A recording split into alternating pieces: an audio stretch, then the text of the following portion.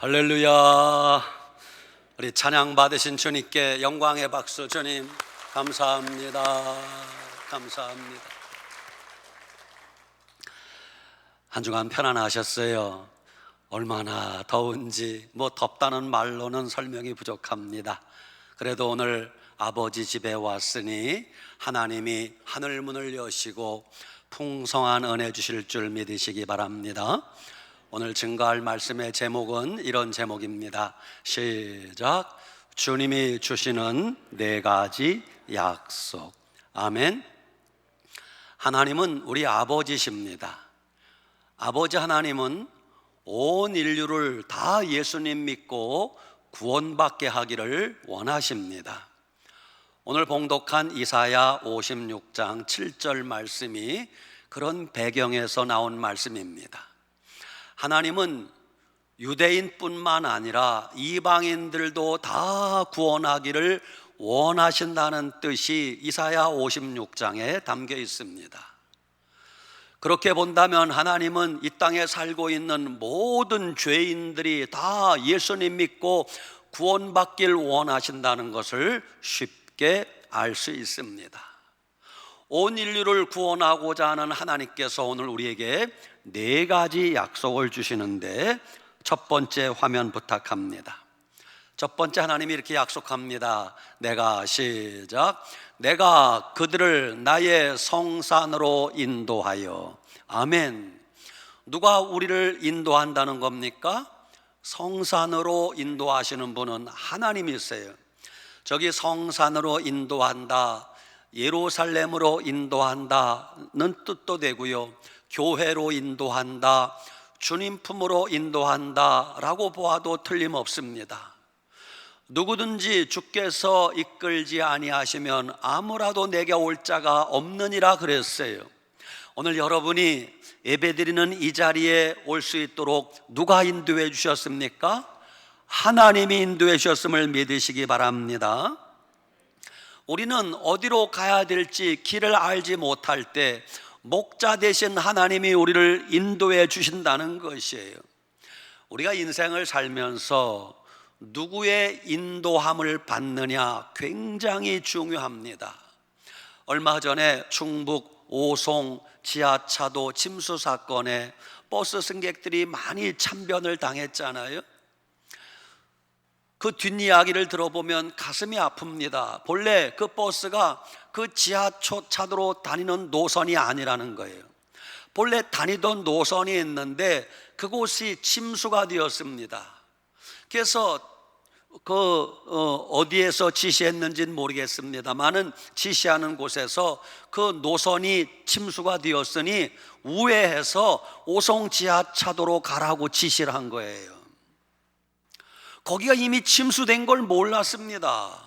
그래서 버스 기사는 지시에 따라 그 길로 가다가 그만 큰 참변을 당한 것입니다. 여러분, 우리 인생도 마찬가지입니다.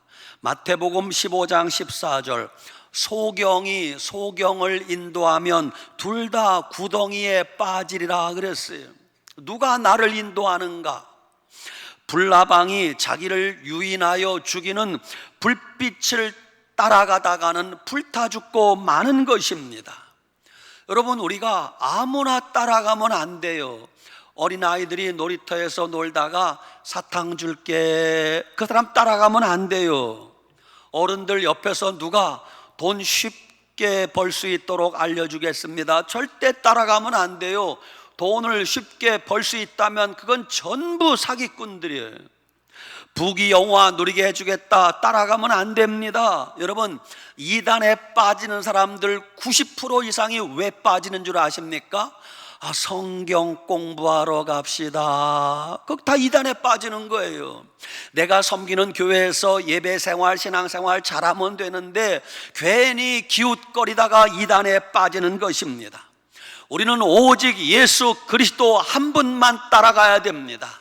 우리의 참된 목자는 하나님밖에 없어요. 시편 23편 1절, 여호와는 나의 목자시니. 여러분도 외우죠? 시작. 여호와는 나의 목자시니 내게 부족함이 없으리로다. 그가 나를 푸른 풀밭에 누이시며 쉴 만한 물가로 인도하시는도다. 아멘. 주님이 우리를 어디로 인도하신대요? 쉴 만한 물가로 인도하신다고 약속하세요. 그런데 시편 80편 1절에는 쉽게 납득하기 어려운 말씀이 나옵니다. 두 번째 화면 부탁합니다. 요셉을 시작. 요셉을 양떼같이 인도하시는 이스라엘의 목자여. 언뜻 보면 아멘 할 수 있는데 저 말뜻을 자세히 생각해 보면 쉽게 아멘하기 어렵습니다. 화면. 여러분, 요셉이 누굽니까? 요셉은 믿음 좋은 아들이에요. 효성지극한 아들이에요. 근데 어느 날 갑자기 요셉의 인생이 뒤죽박죽되기 시작합니다. 형들이 요셉을 죽이려고 합니다. 요셉이 구사일생으로 살아나 애굽의 종으로 팔려갑니다. 보디발의 집에서 종살이하다가 누명을 뒤집어 쓰고 감옥에 갑니다. 자, 이것을 보고 요셉을 양떼같이 인도하시는 이스라엘의 목자여. 여러분, 쉽게 아멘할 수 있습니까? 아니, 하나님이 양떼같이 요셉을 인도하셨다면 요셉이 편안하게 살게 해주셔야지 이게 무슨 말이냐 그 말입니다. 요셉을 양떼같이 인도하시는 하나님 뒤를 따라갔더니 요셉의 인생이 수렁에 빠지고 나락에 떨어지고 고난의 길로, 시험의 길로, 마치 숨도 쉬지 못할 길로 주님이 인도하신단 말입니다. 여러분, 오늘 여러분과 제가 어렵지만, 이해하기 힘들지만 분명히 알아야 될 게 있습니다. 하나님이 우리를 인도하신다. 그 말은 내가 생각할 때 쉬운 길로 인도하신다, 그런 뜻이 아니에요. 하나님이 내 인생길을 인도하신다, 그 뜻은 내가 좋아하는 편안한 길로 인도하신다, 그런 뜻이 아니에요. 하나님이 내 인생길을 인도하신다, 그 말은 내 생각과는 정반대의 길로 인도할 때도 있다는 것을 알아야 돼요. 때로는 주님이 고난의 길로, 십자가의 길로, 때로는 뜨거운 광야길로 인도할 수도 있어요. 내가 기대했던 길이 아닙니다. 내가 가고 싶은 길이 아닙니다. 근데 하나님이 그 길로 인도할 때도 있다는 걸 아셔야 됩니다. 며칠 전에 지금 현재 멕시코에서 사역하시는 어느 선교사님 간증을 들었어요. 그 선교사님은 본래 사업하시던 분입니다. 사업도 잘 되고 돈도 잘 벌었답니다. 근데 어느 날 갑자기 주님이 부르십니다. 아들아, 예 주님, 이제 사업 그만하고 나를 위해 일할 수 없겠냐? 예 주님, 내가 돈 많이 벌어서 주님 위에 충성하면 되잖아요. 아니다, 너를 향한 나의 뜻은 다른 데 있다. 얼마나 고민이 되겠습니까? 그래서 결국 하나님 앞에 처음에는 몇 번 사양하다가 순종하여 선교사의 길을 가게 되는데, 그가 선교사의 길을 첫 발을 내디딜 때 주님이 이렇게 말씀하시더라는 거예요. 아들아, 예 주님, 내가 가야 할 길은 광야의 길이다. 주님 너무 야속하지 않아요? 이제 내가 가야 할 길에는 꽃길이 펼쳐지게 될 것이다. 그러면 얼마나 좋아. 하나님은 그를 선교사로 부른 다음에 내가 가야 할 길은 광야길이다 라고 말씀하시더라는 거예요.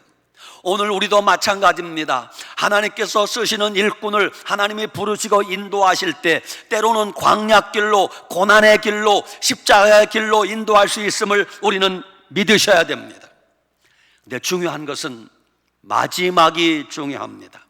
여러분, 요셉이 처음에는 수렁에 빠지고 나락에 떨어졌습니다. 누명을 쓰고 감옥에까지 갔는데 결국 그 요셉이 13년 훈련 기간을 거친 다음에 마지막은 어떻게 되었어요? 애굽의 총리가 되게 하십니다. 예수님도 마찬가지예요. 예수님이 이 땅에 오셨을 때 대접받지 못했어요. 사람들이 욕하고 조롱하고 네가 메시아야? 네가 예수야? 메시아 예수님을 욕하고 조롱하고 침 뱉고 머리에는 가시면류관 쓰고 채찍으로 때리고 마지막에는 십자가에 못 박아 죽게 했습니다. 여기까지만 보면 예수님 실패자같이 보입니다. 그러나 하나님이 그 예수님을 마지막에 사망해서 부활하게 하셨단 말입니다. 오늘 우리도 마찬가지예요. 우리가 잠깐은 고난당할 수 있습니다. 우리 잠깐은 수렁에 빠진 것 같이 보일 수 있습니다. 그러나 하나님이 여러분의 마지막에는 부활의 영광을 주실 것을 믿으셔야 됩니다.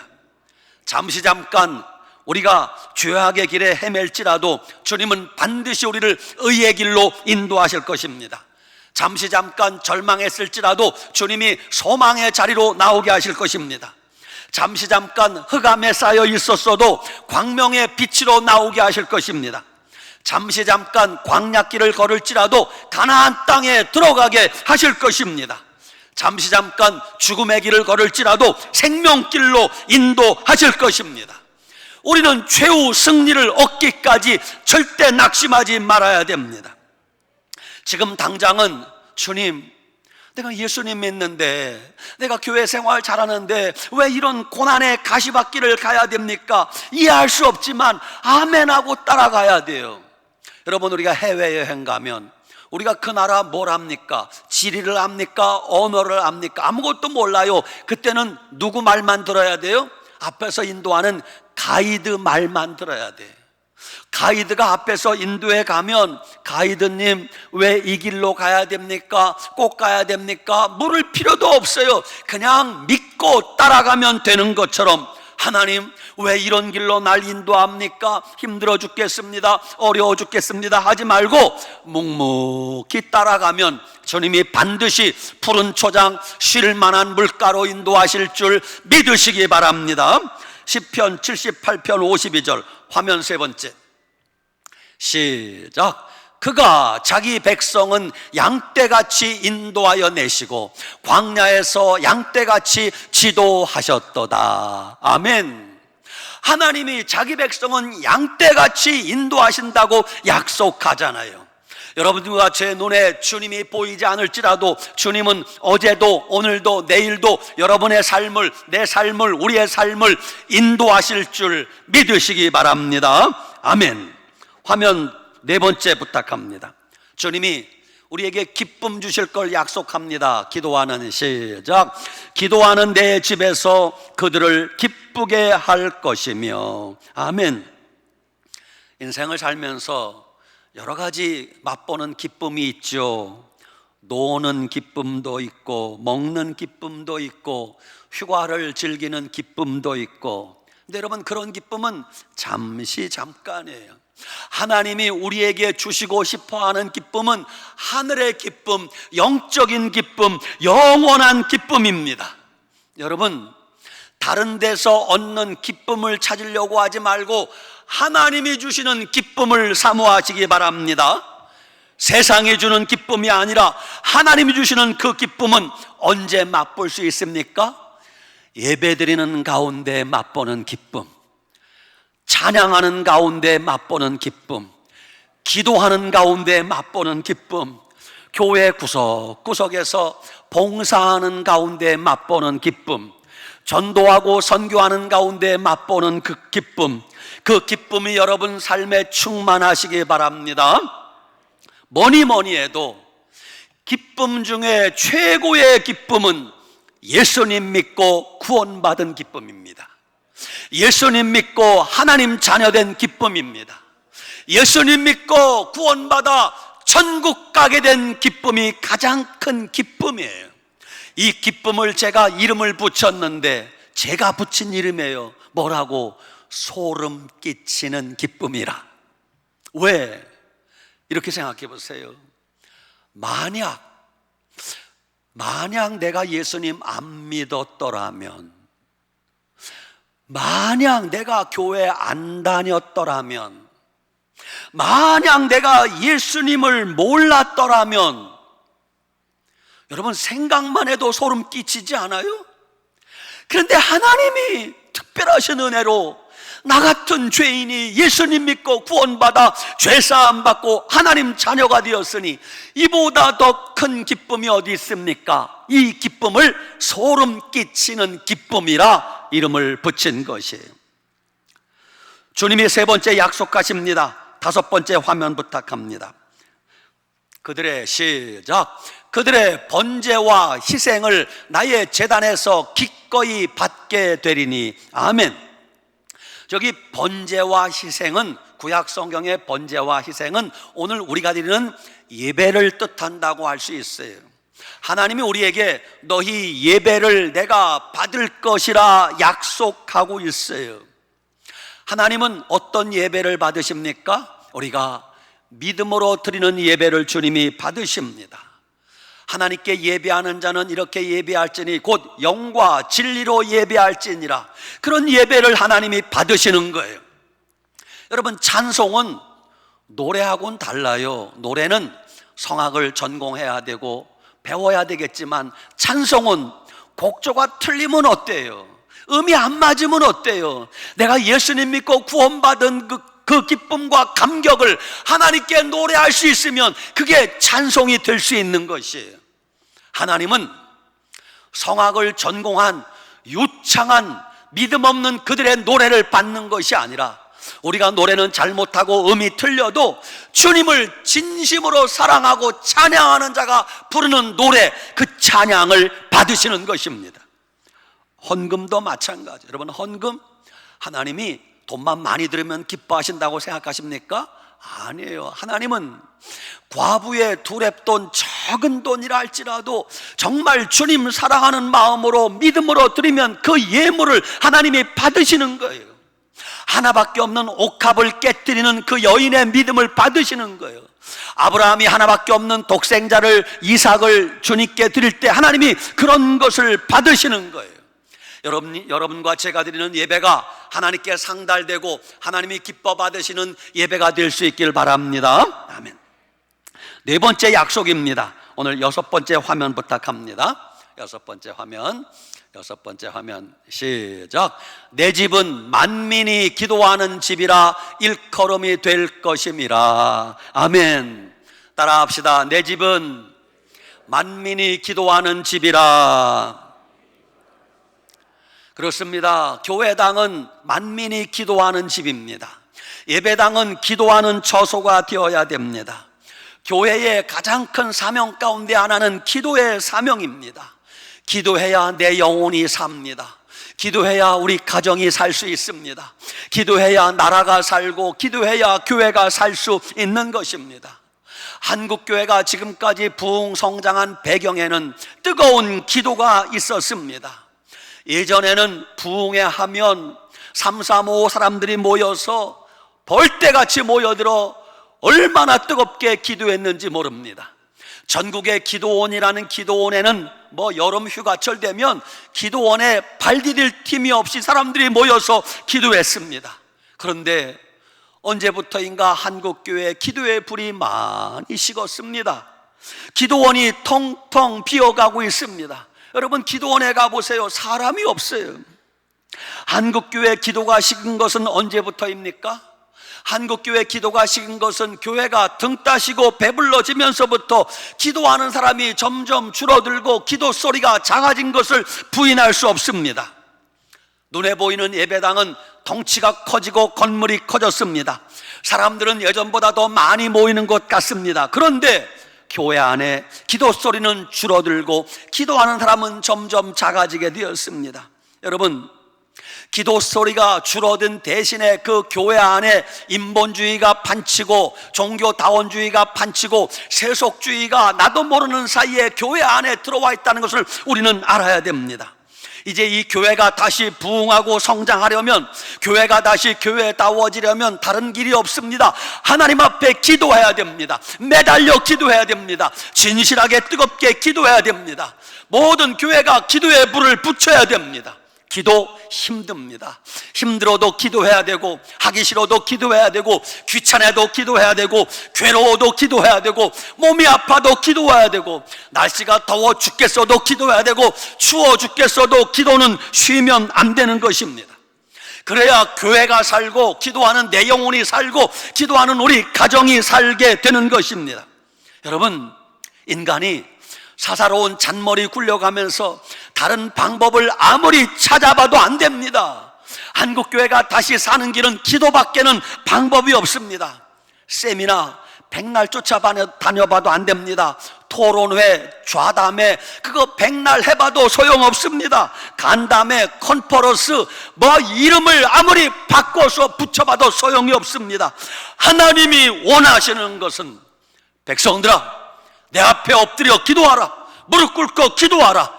그러면 내가 너희를 도와줄 것이라 주님이 말씀하십니다. 오늘 우리에게 필요한 것은 믿음의 기도입니다. 간절한 기도입니다. 뜨거운 기도입니다. 기도하면 내 영혼이 살아납니다. 기도하면 하나님이 기뻐하십니다. 기도하면 응답이 쏟아집니다. 기도하면 생각지도 못했던 기적들이 막 일어납니다. 여러분, 기도해야 되지 않겠습니까? 아프리카의 우간다에서 벌어지고 있는 일을 며칠 전 새벽에도 말씀드렸어요. 여러분, 우리는 우간다 하면 아주 미개한 국가라고만 생각하죠. 여러분, 우간다가 한때는, 우간다도 국민이 약 5천만 명쯤 됩니다. 우간다가 한때는 인구의 85%가 기독교인이었다는 거 여러분 아십니까?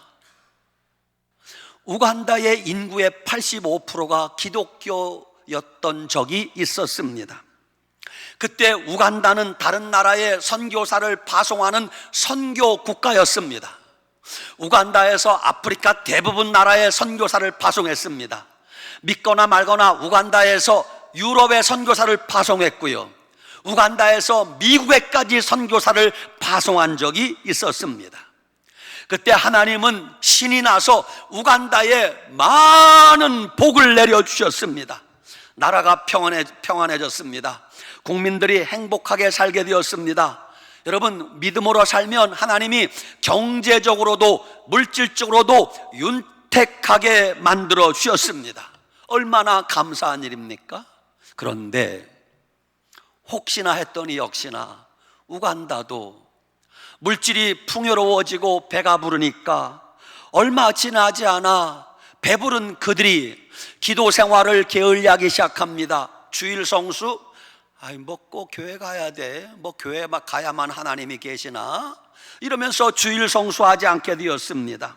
전도와 선교의 불이 꺼지기 시작했습니다.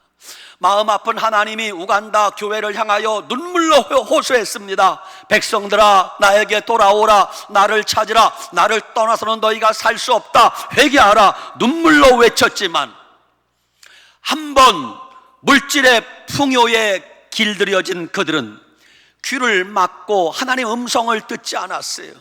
회개하라, 돌아오라는 하나님의 음성을 듣지 않았단 말입니다. 참고 참던 하나님의 심판이 드디어 시작되었습니다. 어떻게? 1971년 갑자기 정권이 바뀌었어요. 이디 아민이라는 악한 독재자가 정권을 잡았는데 그는 무슬림 교도예요. 인구의 85%가 기독교인 우간다에서 무슬림 대통령이 나와서 교회를 불사르고 기독교인을 죽이고 얼마나 많은 악한 짓을 행했는지 몰라요. 그때도 사람들은 깨닫지 못했습니다. 이디 아민 통치가 8년 동안 계속되었습니다. 그리고 1980년 이디 아민 후임자로 오보테 대통령이 당선되었는데 그놈은 더 악한 놈이야. 그놈은 6년 동안 우간다를 더 악한 짓을 행하며 통치하고 다스렸어요. 교회는 쑥대밭되고 몰락하고 국가가 몰락하고 무슬림 국가가 되어버렸어요. 그제서야 15년 동안 악한 통치자 밑에서 살아남은 교인들이 숲속으로 도망가서 기도하기 시작했습니다. 금식하며 부르짖기 시작합니다. 하나님, 잘못했습니다. 하나님이 우리에게 복 주시고 은혜 주셨을 때 우리가 은혜를 망각했나이다. 기도 생활을 게을리하고 주일 성수하기를 싫어하고 전도와 선교를 게을리했습니다. 그때부터 회개하기 시작했습니다. 하나님이 그 회개의 기도를 들으시고 15년 만에 1986년 하나님이 새로운 대통령을 세워주십니다. 그가 바로 무세베니 대통령이에요.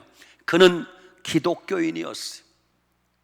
15년 만에 기독교인 대통령이 당선되었는데, 그러나 기독교인 대통령이 대통령 되자마자 한꺼번에 나라를 쉽게 바꿀 수는 없었어요. 왜? 이미 15년 동안 나라는 무슬림 천지였어요.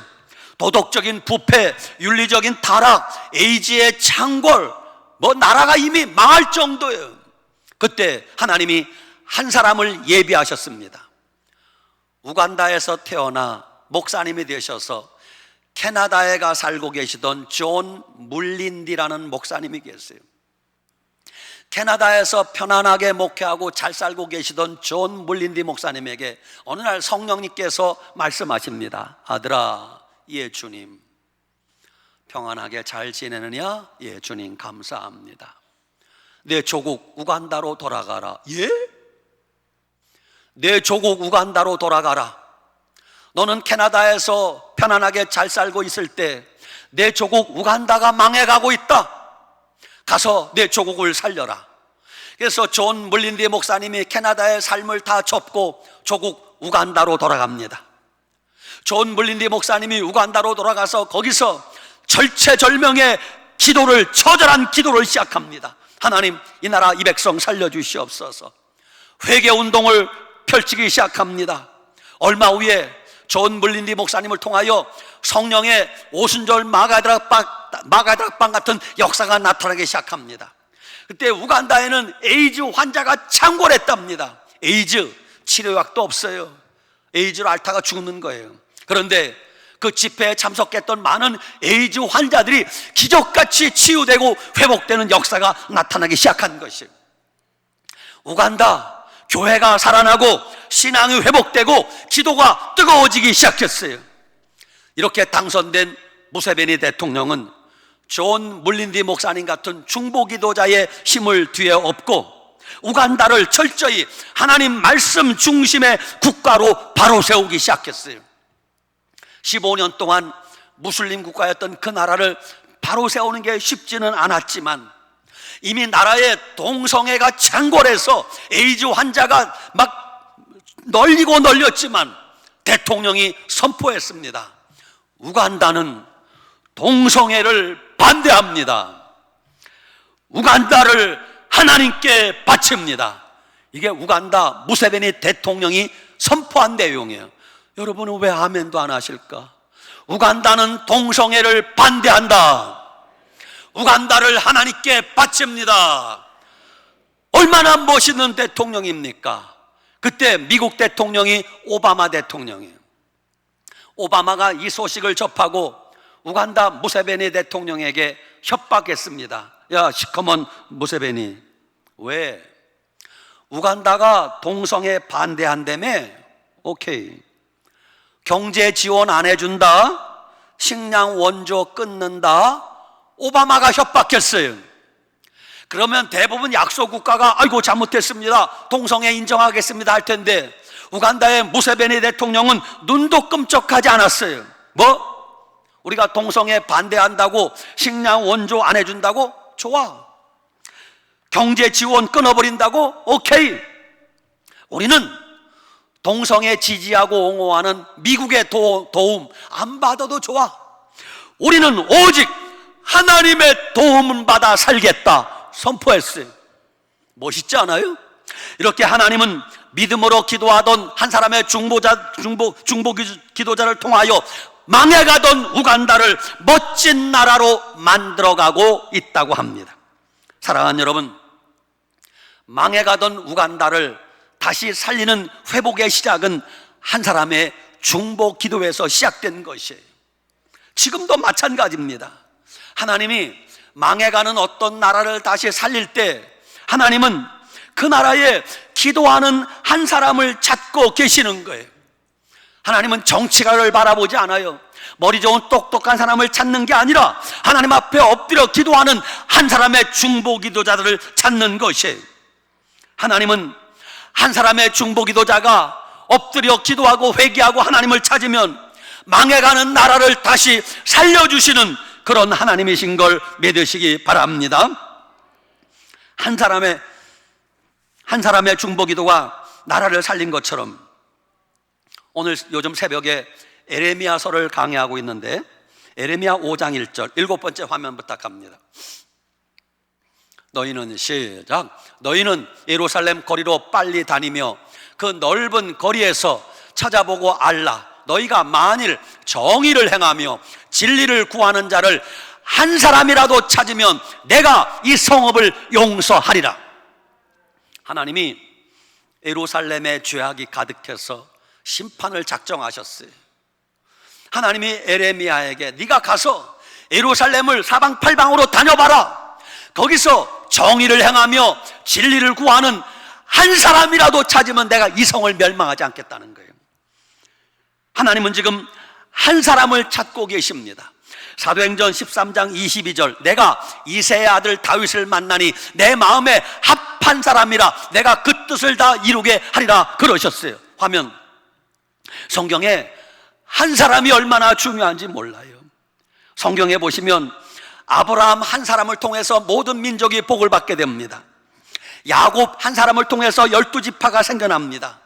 요셉 한 사람을 통해서 가족과 형제를 살립니다. 모세 한 사람을 통해서 민족을 구출해냅니다. 여호수아 한 사람을 통해서 가나안 땅에 들어가게 하시는 거예요. 인간이 왜 죄인 되었어요? 아담 한 사람의 범죄로 말미암아 인류가 죄인 되었어요. 반대로 어떻게 우리가 의인이 되고 죄 사함 받았어요? 의로 오신 예수 그리스도 한 분의 희생과 순종함으로 우리가 의롭다함을 얻고 구원받게 된 것입니다. 예수님 한 분의 순종함으로 우리가 생명을 얻게 된 것처럼 한 사람이 순종하고 믿음으로 살면 그 한 사람 때문에 나라가 살고 가정이 살게 되는 것이에요. 각 나라의 교회사를 보면 존 낙스 한 사람의 기도가 스코틀랜드를 살렸답니다. 스펄전 목사님 한 사람의 기도가 영국을 변화시켰답니다. 조나단 에드워드 한 사람이 미국의 대대적인 회개운동을 가져왔고요. D.L. 무디 한 사람의 믿음이 수많은 사람들이 주님께 헌신하게 만들었어요. 빌리그람 한 사람이 전 세계 수많은 사람을 그리스도에게로 돌아오게 만들었습니다. 우리나라 역사도 1592년 임진왜란이 일어났습니다. 이순신 장군 한 사람이 나라를 구한 것이에요. 그때 이순신 장군이 없었더라면 우리는 나라가 없어졌어요. 8.15 해방 이후에 이승만 대통령의 선지자적 그 한 사람의 믿음이 공산주의를 막고 오늘의 자유 대한민국을 세웠던 것입니다. 60, 70년대 가난했던 시절 박정희 대통령 한 사람이 가난을 면하게 하고 오늘의 경제 부흥의 초석을 만든 것입니다. 오늘날의 경제 부흥의 모든 터전은 박정희 대통령, 경부고속도로, 포항제철, 모든 기간 사업은 산업은 박정희 대통령 때 초석을 놓은 것이에요. 이렇게 한 사람의 역할이 얼마나 중요한지 모릅니다. 한 사람이 나라를 살리고 한 사람이 가정을 살리고 한 사람이 여러분 인류의 귀한 모범이 될 수 있는 것이 우리도 어떤 사람이 되어야 되겠습니까? 우리도 하나님 손에 붙들려 나라를 살리고 가정을 살리고 교회를 살리는 데 쓰임받는 의의 일꾼이 다 되시기를 바랍니다. 결론입니다. 주님이 오늘 4가지를 약속하셨습니다. 마지막 화면 부탁합니다. 이사야 56장 7절 시작. 내가 곧 그들을 나의 성산으로 인도하여 기도하는 내 집에서 그들을 기쁘게 할 것이며 그들의 번제와 희생을 나의 제단에서 기꺼이 받게 되리니 이는 내 집은 만민이 기도하는 집이라 일컬음이 될 것임이라. 아멘. 그렇습니다. 결론입니다. 첫째, 여러분 오직 예수님의 인도하심 따라 살아가시기 바랍니다. 둘째, 다른 기쁨을 찾지 말고 하나님이 하늘에서 주시는 영적인 기쁨을 맛보고 사시기 바랍니다. 세 번째, 주님이 기쁘게 받으시는 예배 생활 회복하시기 바랍니다. 네 번째, 주님께 뜨거운 기도 생활 회복하시기 바랍니다. 이 네 가지를 주님이 약속하셨어요. 이 말씀 붙들고 한 주간 살아가면서 세상을 이기고 더위를 이기고 믿음으로 살아가는 우리 모두가 되시기 바랍니다. 아멘. 기도하겠습니다. 하나님 아버지, 은혜와 사랑을 감사합니다. 갈 길 몰라 헤매던 우리들 주님이 목자 되시어서 오늘 여기까지 우리의 삶을 인도해 주신 것 생각하며 감사합니다. 어제도 오늘도 내일도 주님이 우리를 목자가 되어 인도하여 주시옵소서. 날마다 하나님 손에 붙들려 쓰임받는 믿음의 사람, 주님이 약속하신 네 가지 약속을 붙들고 살게 하여 주시옵소서. 예수님 이름으로 축복하고 기도 올리옵나이다. 아멘.